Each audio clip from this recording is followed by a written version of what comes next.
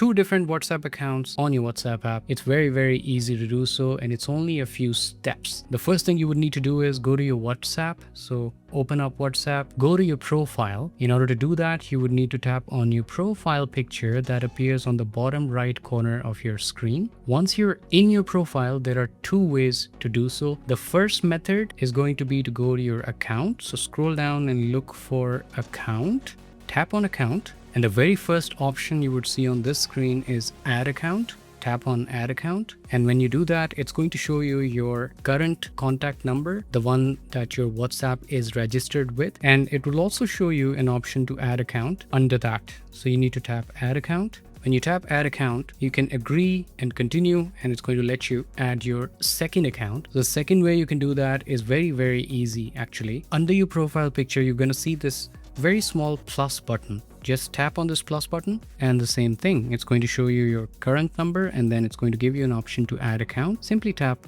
add account, agree and continue, enter your phone number, register with WhatsApp with your second account, and start using it. And once both of your accounts are added to your WhatsApp, you're going to see an option to switch between those two accounts where you see this plus button right now. You can easily switch between both of the accounts, and you wouldn't need any third-party app or any additional app to do so. WhatsApp has now given you this feature. Let me know in the comments how many of you knew that this feature exists, and if you've learned something in this video, subscribe to my channel because I try to bring valuable videos for you. I'll see you guys in the next one. Thank you. Bye bye.